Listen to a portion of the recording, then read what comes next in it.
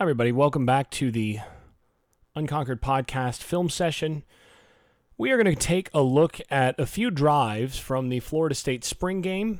And I'm actually not sure how many drives we're going to cover here because the goal is to get through a few at a time instead of doing just one giant chunk. I'm going to release this a little bit at a time over the course of the rest of the summer and also mix in some Bryles offensive film from elsewhere discussing what he does.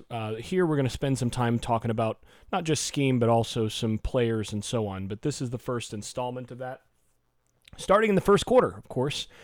So a few things notable right away when we see the alignment offensively and then also defensively, that there are some changes from last year. And you're going to hear about how Bryles basically runs the same offense that Taggart did and so on.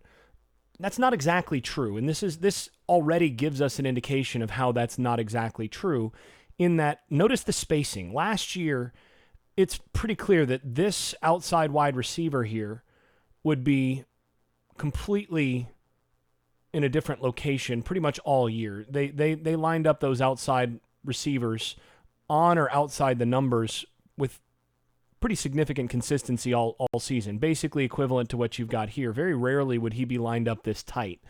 But the design here is pretty simple. They're going to run a jet sweep, so they want him to make sure that he gets the alley player in terms of blocking.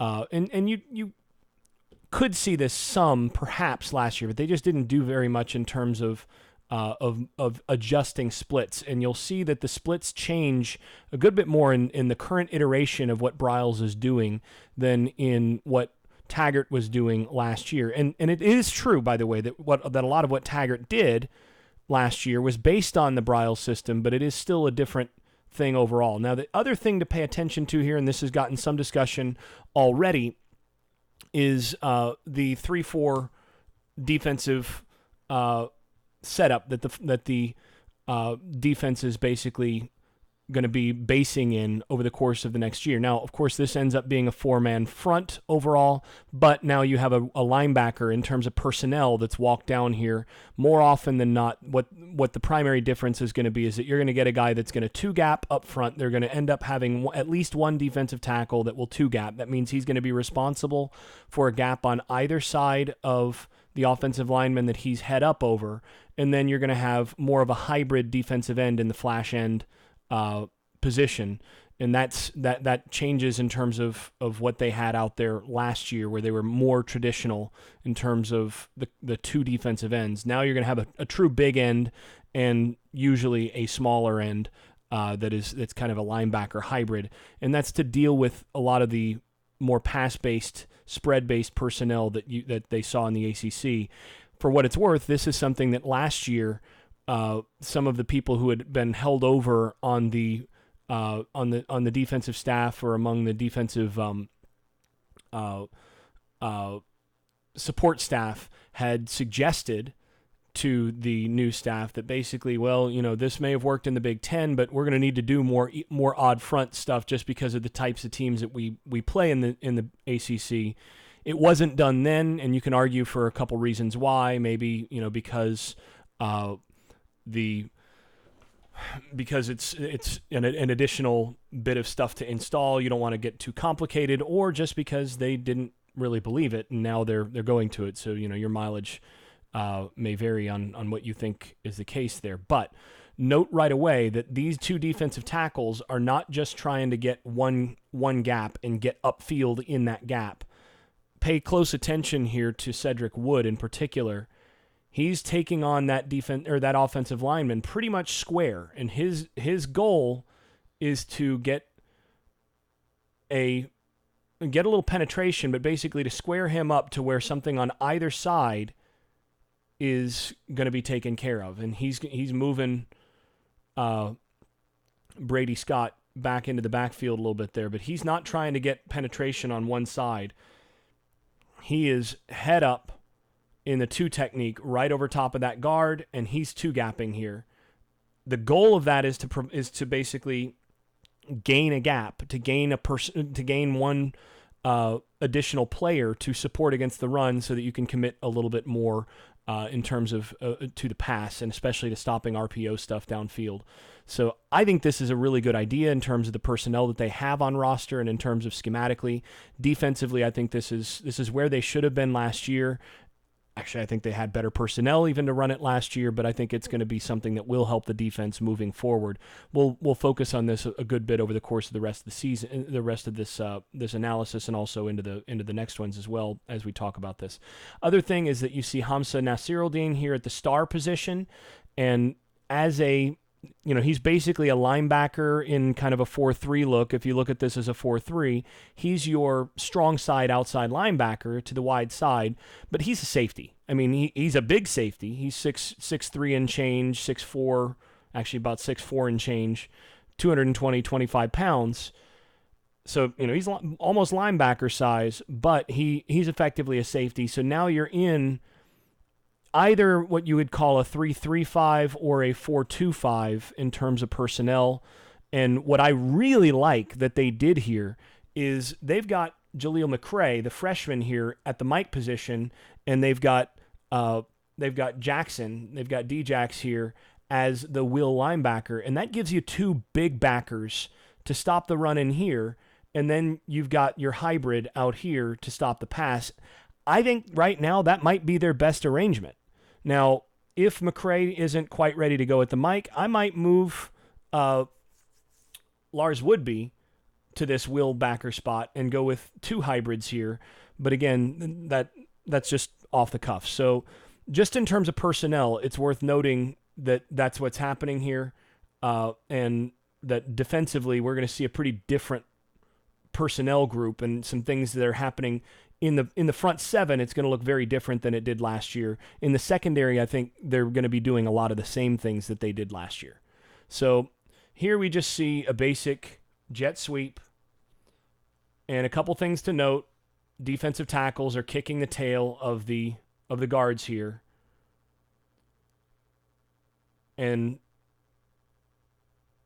the reaction here from your hybrid, from your star, from Nasiruddin, is excellent. That changes things. He ends up getting a pretty good job of up front at the beginning, setting that edge. Now he should keep this outside arm free. He doesn't do it as well, so they're able to get a few yards out of it. If he runs this alley just like he should and doesn't wrong arm this, he lets the back does a good job getting to his outside here. He's in position. If he keeps that outside arm free, this is a tackle for a loss.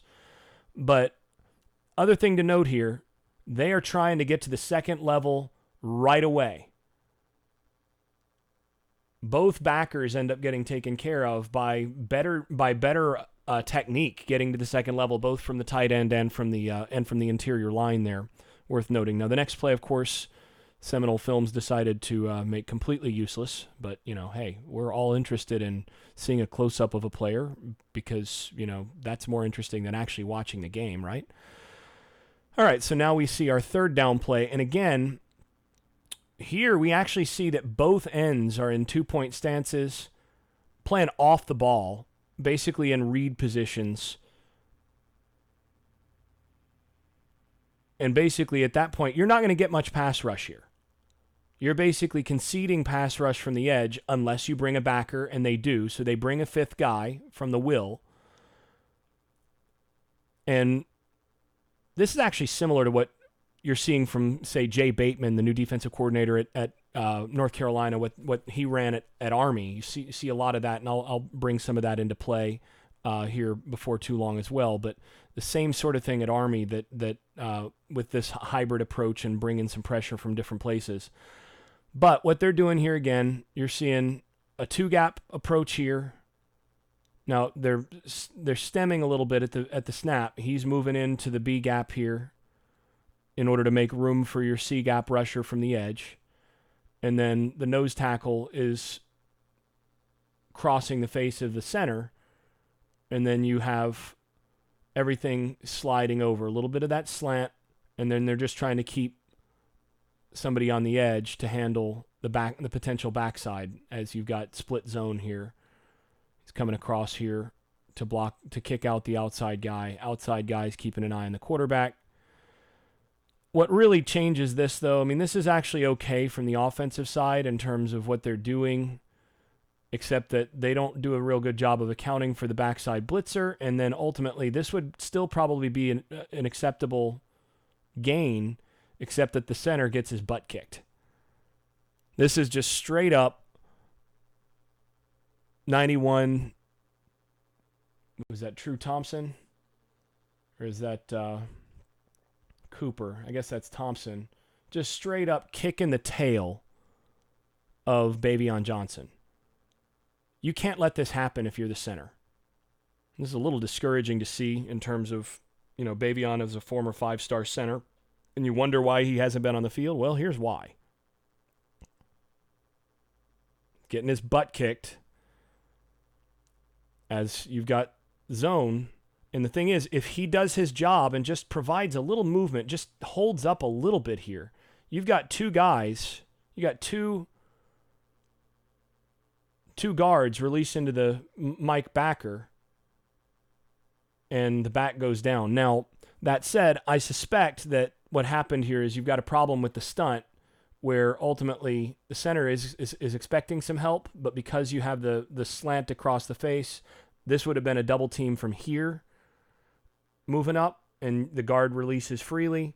Instead, he doesn't get any help, but he just gets his butt kicked, and that turns into nothing. Now, another thing that I want to focus on here is offensively. The split zone, which is where you have an H-back come across the formation. And note again, the position of the outside receiver here. He is not wide. But the split zone where you have the H-back come across to kick out the defensive lineman on this side. Normally, you're going to have this hit in the B gap on this side. This is where the Briles approach is different up front than what a lot of spread teams bring to the table up front. And that is, you notice, this is a zone play. Normally, you're going to expect with a zone play with an offensive line, they're all going to step, say, 6 inches to one side, and the movement is horizontal generally before it's vertical, or if it gets vertical at all. Is that what you see with the offensive line here? No. Briles and in what the Briles system does is this is really more veer and shoot. Their offensive linemen are running tracks effectively. They know where they're going, and they're trying to get vertical displacement. And the zone play, inside zone, instead of going to the B gap, they're trying to go A gap to A gap. So this is really designed to go straight up here as opposed to into this gap. And you're going to see the track of the back is just a little different. He's headed more vertically right off the bat than what you're going to see most of the time. Now, a couple things that are worth noting here, beyond what we've already covered, is the quarterback, if he does recognize that this backer is coming like this, the next level to this is that this becomes an RPO. Quarterback is in the pre-snap, sees that this is happening. Ball comes right here, and now you have a little bit upfield. But this is a called run. There's no RPO here. And they're just trying to get vertical. There's just not much there. Offensive line gets their butt kicked. And defense has a good call. So moving forward, punt team does a good job there, right? So now we have Travis with the rest of the offense. And, of course, we get, again, Seminole Films decides, hey, let's go ahead and just show that instead of showing any sort of, actual football, because the fans wouldn't be interested in seeing, football. They want to see close-ups of the players. Anyway, here we've got just a little bit of a little kick-out, little bubble screen, or it's actually a little flare screen to Akers, who looks much healthier in this game. But we'll move forward. Now, a couple things to note here with this group, and of course, again, let's just show a close-up of the quarterback, because that's helpful. So we'll wait to be able to look at the offensive line here. But what we've got here, we've got a little levels concept where they're running some verticals from the seam here, little wheel here, and then bringing the outside receiver out here. Travis needs to get this out right here, right now. And this is just unfamiliarity with the system. He's got to be able to get that out now. Offensive line gets their butt kicked on the interior. This is just Durden ragdolling a redshirt freshman guard. That's 77, so that's Armstrong. See Durden just... That's getting arms fully... Excuse me. No tape delay on this. Ragdolling that offensive guard right into the quarterback, and that's kind of discouraging to see. But again, Travis tries to run out of there. Best bet would have been to get it to Pokey here on the corner right now. That should be getting out right now. But, all right, now let's see if we can start without a close-up on the quarterback because, hey, there's the offense. Now we're going to see wider splits here. So this group, you see a different personnel group. You see Cam McDonald here at the offensive tackle, at the tight end. And you're going to see wide splits across the board. This is more what you saw last year from Florida State pretty much all the time. But again, it's only one variation of what you're seeing this year. You're going to see more variation in terms of offensively from what you saw last year. Now, a couple things I want to highlight here. One is, again, note what you've got up front. You have a hybrid here. Now, that's Amari Gaynor. And interestingly, I'm kind of surprised that Gaynor is lined up at the star here, that he's wound up there. I would have projected Gaynor better, especially coming out of high school. I would have projected Gaynor as one of these outside linebacker hybrids much more than I would have projected him as a safety linebacker hybrid like what you've got with the star. But that's where they've got him, so, okay, but I'm skeptical. I think he fits better going forward than moving backwards, but he does actually play pretty well in this game, so we're okay with that. So that's number one, but notice also in terms of what you've got up front defensively, they are all trying to get upfield. This is a one-gap approach. This looks like a traditional 4-3 type thing, although the lineup is a little bit different in terms of how tight they are as the ends. But a couple things. Note, first of all, this is Juwan Williams here. I spent a lot of time last year critiquing Juwan Williams' technique during games and his tendency to, first of all, do a very poor job with the kick step, which he does a better job of here, staying in balance. And secondly, he had a tendency of turning his shoulders horizontally so that his shoulders would be facing the sideline. That presents a soft shoulder that allows a defensive end to either come quickly inside or it gives him a two-way go where it shortens the edge as well. Note how long he stays square here. That's much better than anything we saw from him last year. So this is improved technique right here from a guy whose technique was horrendous last year. And, if you're starting to see some of that improved technique, if it sticks with the lights on, well, now you go from a guy who's completely non-functional at the position to somebody who at least can get run over slowly. Now, Kando needs to do a much better job of getting off the ball here, and instead of just chopping his feet and then moving forward with a long arm, that's not very good pass rush technique. There's enough opening here. He should, instead of chopping his feet and then just taking a long arm, stick one foot in the ground and get to the quarterback. Get your shoulders down and get to the quarterback. I'd like to see better than that. The other thing that's worth noting here is you have the redshirt freshman right here, Chaz Henry, at the other tackle. And first of all, look at the movement. He is a big, tall, long guy who moves awfully well. Now, his technique, shoulders open too quickly. You want to see him sinking right there. You notice Williams here actually is square at this stage, at that depth. You want to see 71 still square with his shoulders at this stage. So that's too early. That's something that they're going to need to work on. But this is good from Jordan Travis, recognizing that Cam McDonald, who really looked good in the scrimmage that I saw as well, that he, on that little option route, comes open between the backers. Now, this is honestly not very good from the underneath coverage. Right here, this is not very good from the Mike backer, who is that 48. Not very good from the Mike backer. You cannot. First of all, this is where pattern matching is imperative at this level of football.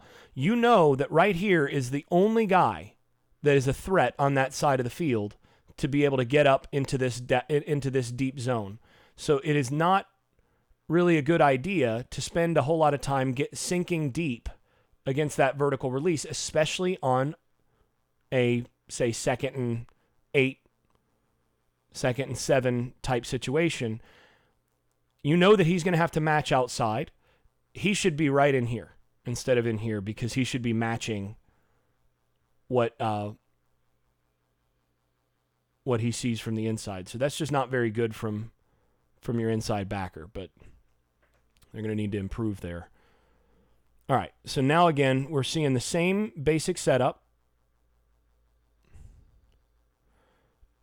Now, again, note the more variation in terms of both split. He's now playing inside the numbers, and you have a stack on the outside or the top of the numbers here from the backside. The other thing to note here is that the line here is all in 3-point stance, which is interesting because a lot of teams at this stage, at this level, will all be in 2-point stances, especially heavy RPO and spread teams in 2-point stances on 1st and 10 here, because they want to be in a position where they can pass block right away. But what have they done? They've changed their stances so that they're prepared to bail out, but they also have the shoulders down so that they can drive out of that a little bit more easily. So, and I do like the stances that I'm seeing overall.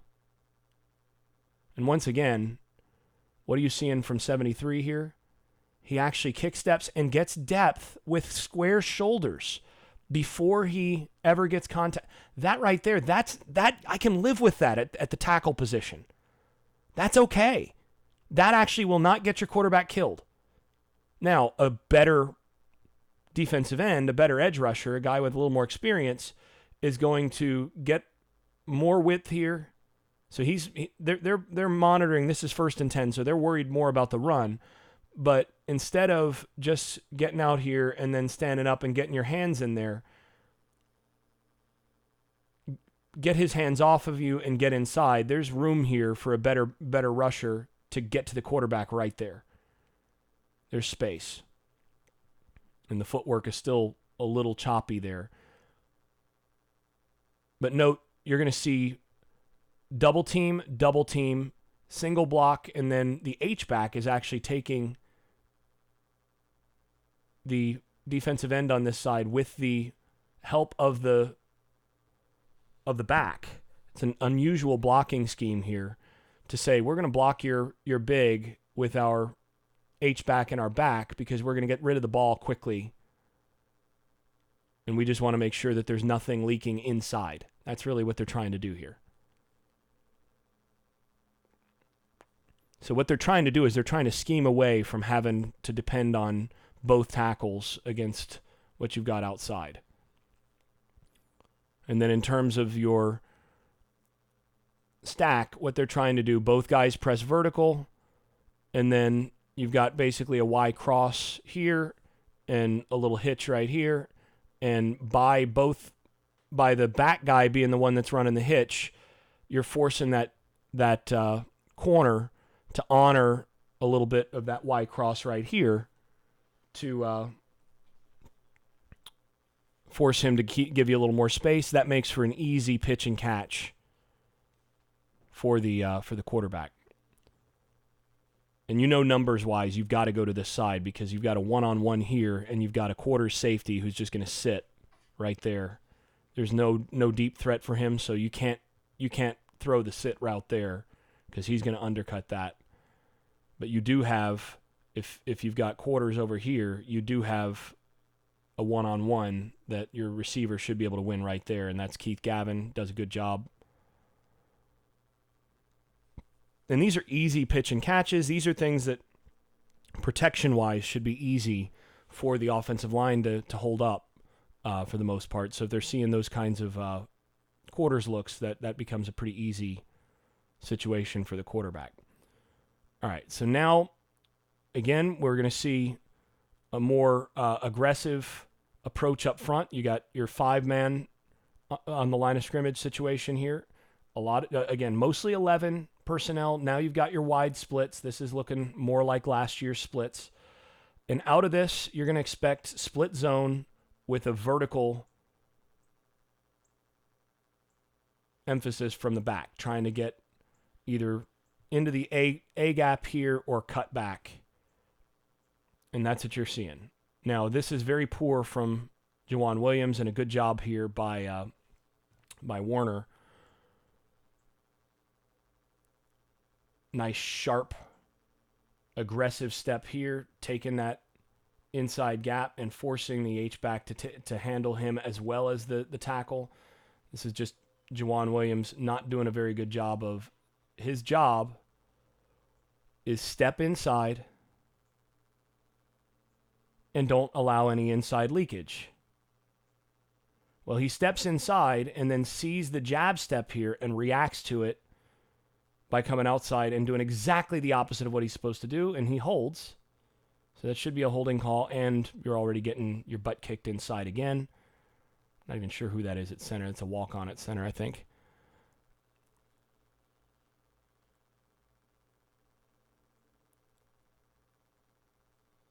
And you notice Marvin Wilson just kicking the freshman's tail. There, that's Dante Lucas getting run right through by Marvin Wilson, and there's just nothing there. There's no chance on this play. That backside end is supposed to be held by the quarterback, but he's just not honoring it. This is one where, as a quarterback, that's got to be a pull read. You see the end right there. Although, again, that end is big enough and fast enough that maybe you don't pull read that. But you got to be thinking later on you're going to try to RPO that, or you're going to try to read option that, because there's just nothing there. You're getting your butt kicked on the inside. Once again, you're seeing now 2nd and 10. And you're seeing everybody in 2-point stances. Or 3-point stances, that is. Same stack position, same wide position here. And now you're going to see the same kind of Y cross out of this, with Gavin taken off because the corner stayed low. And there's just nothing there.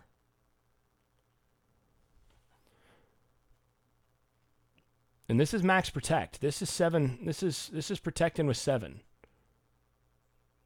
Problem is, look how much the defensive line is able to compress and get to the quarterback.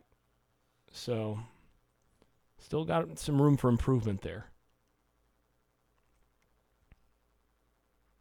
So now we're in 3rd and long. And note again, not as wide as they played last year, not 2 yards from the sideline. They've given themselves a little bit more vertical space here, even though this is just a little screen game. And I love this little look. This is split zone, same action you've run the whole way, only slip and get the ball out. And because that ball is thrown behind the line of scrimmage, you can do whatever you want up here, blocking-wise. Now, the real problem is DJ Matthews trying to block 33. Gainer there, little hold. And then Cam fumbles and move on. So we're going to move forward here to the Blackman side on offense. Now, once again, same basic setup. Nothing's changed.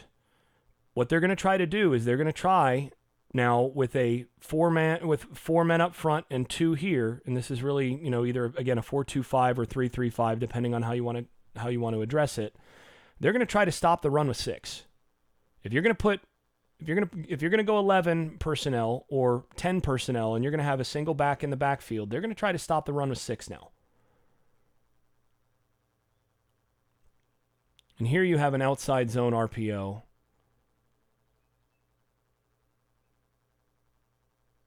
Actually, I think this is just a called wide receiver screen. Yeah, this is play action. Get the ball to your playmaker on the outside. And this is interesting thing about this is that because you're double teaming the primary defender here on the edge, who's Nasiruddin here, who's out over the top, you're double teaming him. This turns into essentially a power run on the outside, and you're just getting it to your stud receiver, get it to Tamorrion Terry.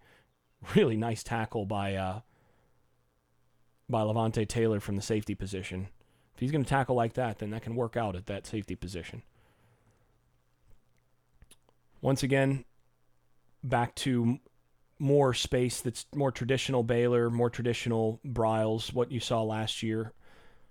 11 personnel. Now you're going to expect something that's going to hit on the inside. And again, this is where they're a little different in the run game than they were last year. They're not dilly-dallying taking any lateral steps here. They are trying to get vertical. And this is just a lead. This is just an ISO play. You're going to put your H-back right on the Mike backer. You're going to double team your one technique. Try to work the center to the backside backer. And here's your one-on-one. That's the key block. Great job by Brady Scott just holding up against the defensive tackle. But if you're able to at least get a stalemate there at that guard position, now you've opened up some stuff. Not bad by Goss as well. Although, again, I'd like to see a little more from the defensive end here. He's got to get off that block and close that down right now. That's got to be a tackle right there from Briggs. Pretty good run. And what they're trying to do, and this is where the Briles system is they're different from a lot of spread teams. They know they're spreading you wide with their splits. So instead of trying to run, in the B gap, C gap, and run wide, they want to get vertical and run power on the inside. Not necessarily power the play, but try to run Veer style power football on the inside to do what they're doing. And again, what are they going to do here? Now you have your H-back lined up basically as a fullback. And they're going to once again ISO that. Same look. And now the defense is going to respond by trying to bring these backers up, press the line, and now you get your one-on-one on the outside. That's what they do.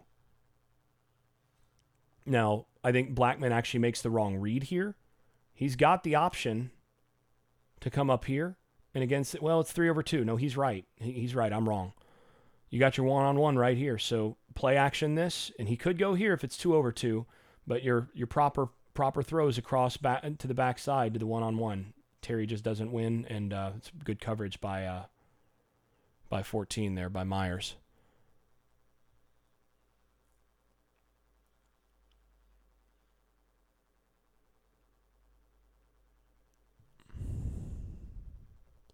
All right, so now we're going to go ahead and move forward a little bit. Let's see. All right.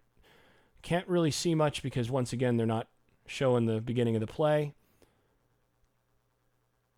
This is where the disappointing thing for me, I think some of you have seen the picture of Goss in street clothes from this offseason. You know that guy's not the size of an ACC tackle yet, and Briggs is not dominating out here. That, in terms of depth at the defensive end position, you got to get more out of that spot. And Goss, technique-wise, in terms of how he moves, in terms of potential, I like what I see here. He's just got to get stronger. He's got to get bigger. The problem is that he should be getting dominated, and he's not. This is way late from Blackman. That ball needs to be gone now. But instead, he hitches, waits. He starts by looking here. He should know that's gone right now. That ball should be getting out right now. You're risking that pick on that side. Good job by Bolden. They do not waste time. Notice there's 24 seconds left on the play clock when that ball snapped. There's your play action. And again, note what they're doing in terms of how they're going to try to protect the quarterback this year. They're fine with just going 3 guys in the pattern. This is all max protect. Go ahead, try to get to our quarterback. We're gonna find our one-on-one out there. They're double teaming. You're gonna have to bring the blitz to get to the quarterback is basically what they're saying, because we're gonna double team you across the board in order to get what we want. And if there's a one-on-one in the secondary, they're gonna attack it, and they're gonna throw those jump balls, and they're gonna get verticals. And well, that guy's pretty good. Florida State, y'all. Florida State.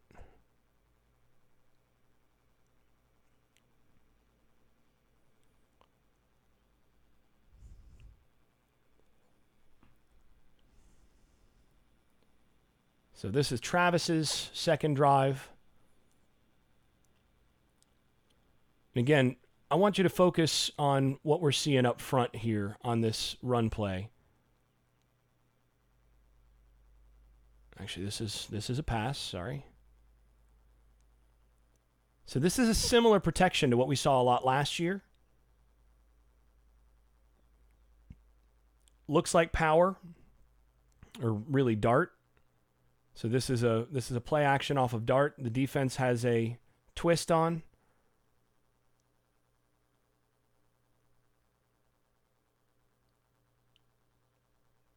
And the pressure comes once again from the center. Center is a walk-on. You're gonna lose that battle more often than not.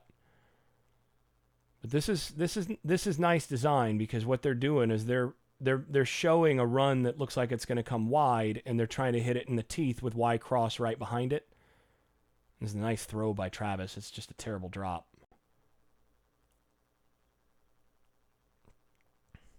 Travis, one thing that has stood out to me about him is how he throws a really catchable ball and tends to throw on time. Those are really important attributes for a quarterback. That's encouraging moving forward.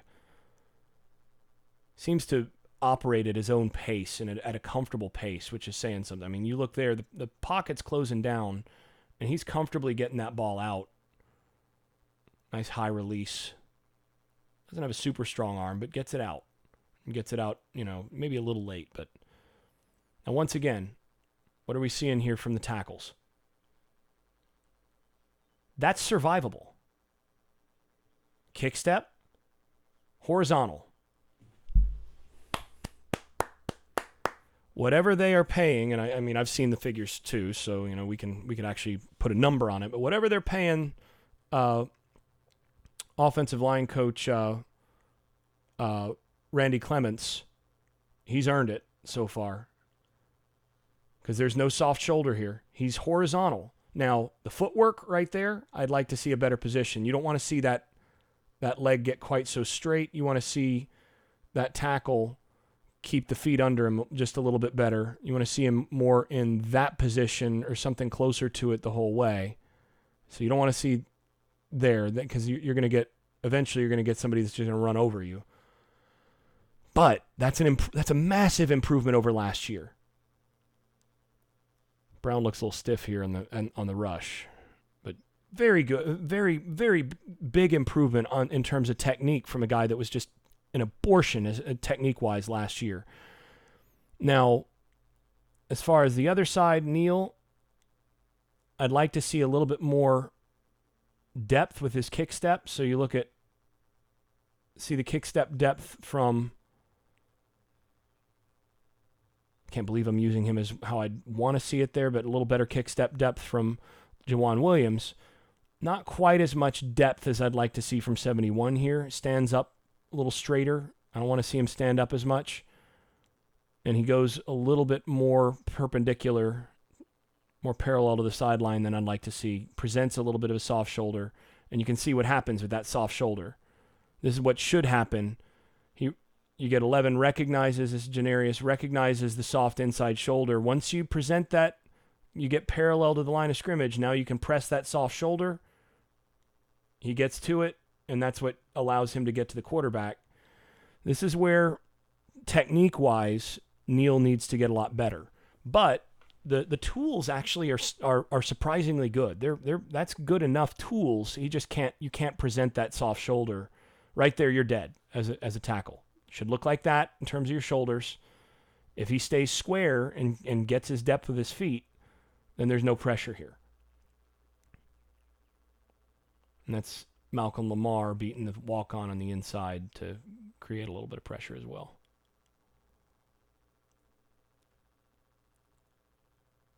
So now you get basically a close to stacked look on both sides. And once again, I want to focus on the tackles for a moment. That's pretty good. Pretty good. Now that's a little bit too perpendicular to the sideline there. This is fine. Nope, that's bad. You don't want to see that at that stage. Soft inside shoulder, you're going to get driven back. But it's good enough. And what are they doing? They're keeping the back in. Back winds up having to go low to handle a twist that wasn't handled by the offensive line. That's the true freshman not doing his job. He gets locked up there. You got to come off. Those guys should be closer. Basically, what should be happening here is as soon as that twist is happening, guard needs to be passing him off to the center. And the way that's done is the center should be already looking, and you bang shoulder pads next to each other in order to feel the pass off. And that's when 55 should be getting his depth and looking here. Instead, he never sees the other side of the twist, but it doesn't matter because, again, they've kept that back in. The thing that I like is that they're showing in terms of schematically up front.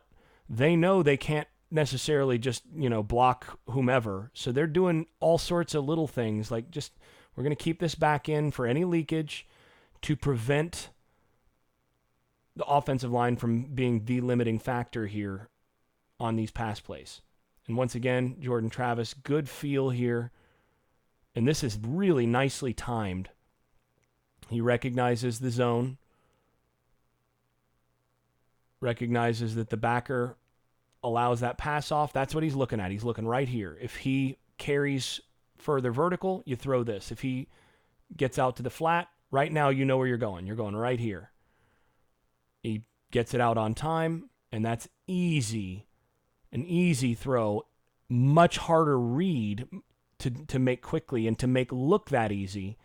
And I think that should be really encouraging for Florida State's future. We'll go ahead and skip that one since, they did all that. And I don't care about talking to or seeing Tony Carter. I want to actually see the game, but, why would anybody want to actually watch the game that they tuned in for?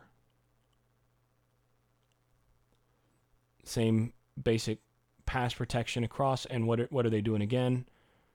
Get that little pull action. Again, all you're trying to do is get the backers to step up and then hit it in the vacated spot behind the backers. Got to make a better throw there. Receiver needs to make the catch anyway.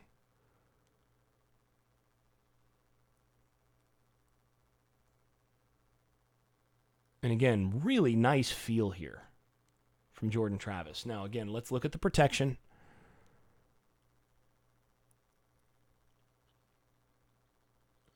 And I'm just really happy to see this from Juwan Williams. Square. And you know what? Just get run over slowly. I can survive that. That's not terrible. Up top. The movement's okay, but right there you're in bad shape. Perpendicular. Soft shoulder. Shortening the edge to the quarterback. But the good thing, and what impresses me about Neal, is right there, the length and the strength to be able to ride him. He's in bad position right here. Now, a quality rusher a Cleveland Furl or somebody like that is going to dip that shoulder right now, and he's going to be cutting that corner to right here and getting to the quarterback. This is something that Warner needs to learn to do just a little bit better. He's a little too high here. If he dips that shoulder and creates leverage, he's going to get to the quarterback. But he's just a little, see that how high his shoulders are. Well, as a result, Neal is able to ride him. He's able to recover from a bad position and is able to ride him out. So that's actually bad technique from both guys here. Good job by the quarterback, who, again, this inverts what they've been doing. Instead of the stop on the outside guy, they're stopping the inside guy and then running the same in from the outside guy, and that's Pokey Wilson, who I think is really, really looking like he's going to be a weapon this year.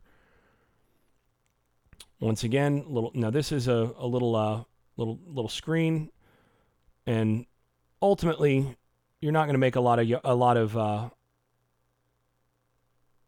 of money having 29 block 33 here in the screen game. At the end of the day, DJ's just not going to do a whole lot for you as a blocker.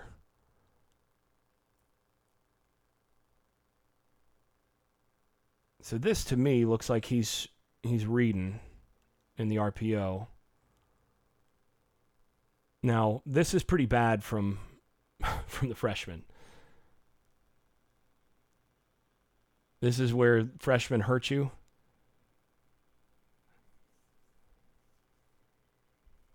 We saw a lot of that last year. Haven't seen much of it in this game, but that's a true freshman.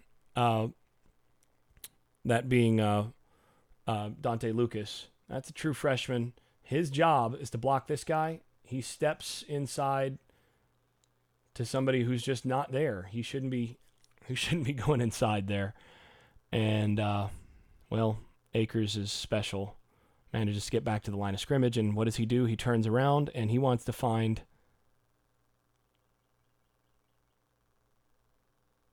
right here. Who are you supposed to be blocking? Still a lot of work to go up front, even though there has been some improvement that we've seen. Now, against the three-man rush, that's survivable. Dropping 8. Dropping mostly to the trip side. So what are you going to try to do? Try to take advantage of your one-on-one. Gavin does a good job winning that.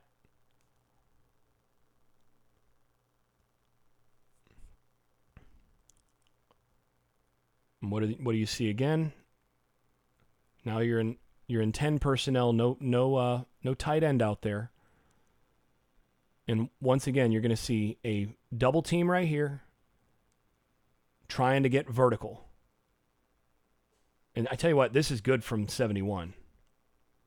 Yeah, his guy makes a tackle, but he actually gets inside, gets on Durden, that inside defensive tackle, and makes it tough for him. And then Akers, because the defensive tackle has no leverage, Akers just runs through him, and he looks like a different player when he's healthy, doesn't he?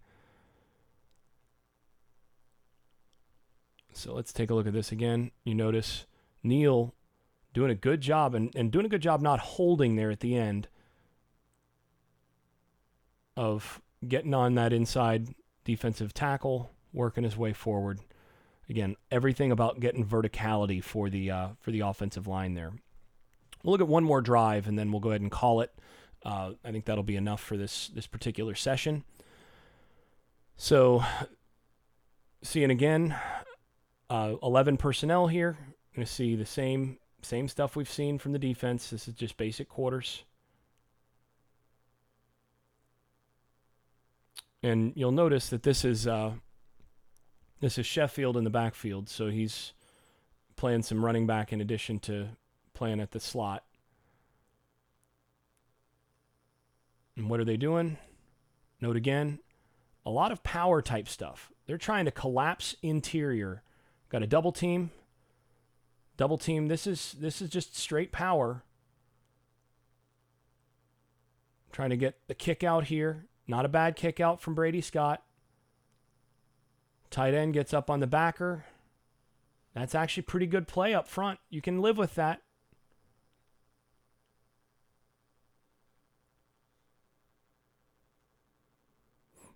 Now they run the same formation, and you'll see this a lot. They'll jump in with the reverse formation. Now instead of the pass action, nice job changing the arm angle for the quarterback. Getting the ball to your playmaker in space here.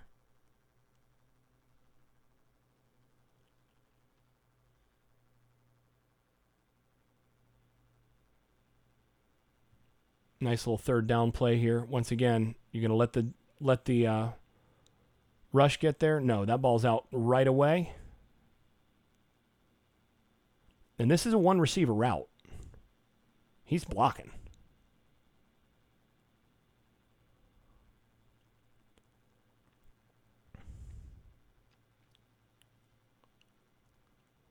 And here we see true outside zone. And this is something you didn't see as much from Briles in the past. And this is something that, because of how teams have begun to defend and adjust to what he's done in the past, he started to add a little bit more of some of this stuff. But now you're getting the horizontal step from the offensive line.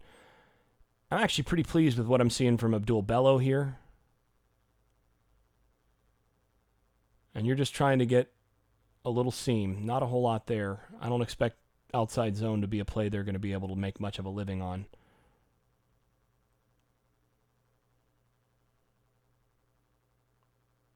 That's True Thompson. That's 90. I really like what I saw of him in this one. Little fire plug. Reminds me of Niall Lawrence Stample. Note here, getting off the block. This is a true freshman. Getting off the block, running to it. That's pretty good. You got to get in a little better shape, but that'll come. And once again, what are you trying to do? You're trying to find ways to get the ball out and minimize what problems the offensive line can cause for you if that's your weakness. So what do you show? Run, wide receiver screen on the outside, and that's Jordan Young. Doesn't look too bad. He's pretty raw. It'll take him another year really to be a major contributor, but athletically, a lot of what you like to see. That you don't like to see.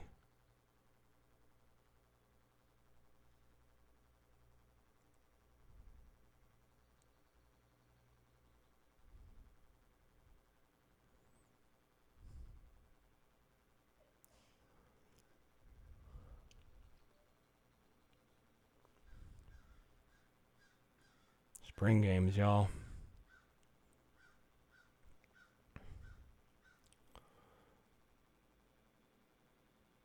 Once again, note what's happening on the inside here.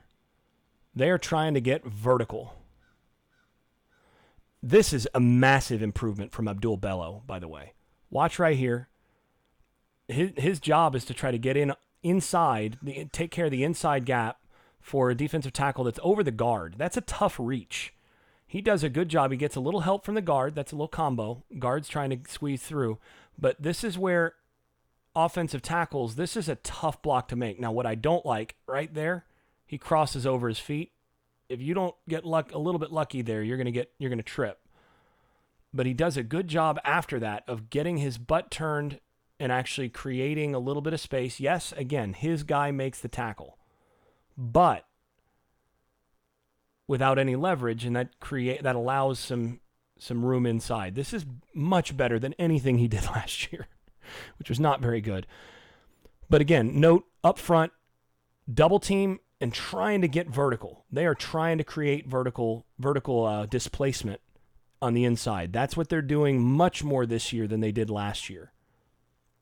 Once again, vertical. They're not stepping much to the side. They are trying to get vertical and get movement. Use the size. Get a double team here, double team there. So double team on both tackles. Bring the H across to kick out and try to get vertical. Play in a phone booth. Make them deal with your mass.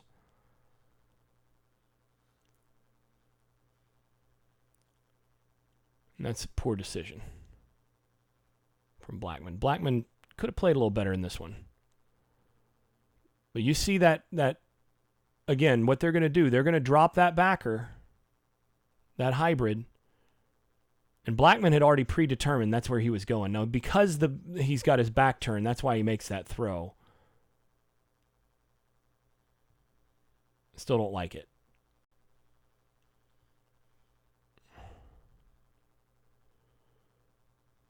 It's one where he's recognizing that the guy has his back turned, but...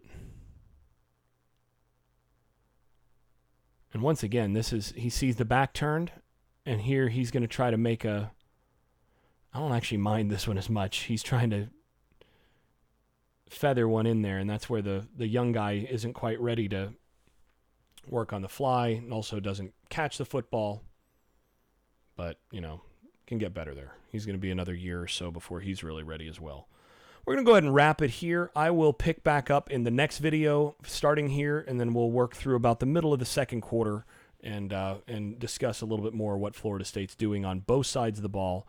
But until then, this has been the Unconquered Podcast film session, looking at the spring game and what Florida State is going to be doing in 2019. Thanks for listening and watching.